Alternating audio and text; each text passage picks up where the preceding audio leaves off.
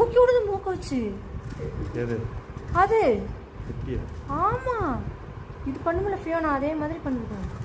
போதும் உங்களுக்கு 2 இடத்துக்கு தண்ணி. கீழே உள்ள தரையில் உள்ளது நக்குது. ஆமாம் நக்குங்க. ஏன் இப்படி பண்ணுது? அடிக்கடி இப்படி பண்ணுது.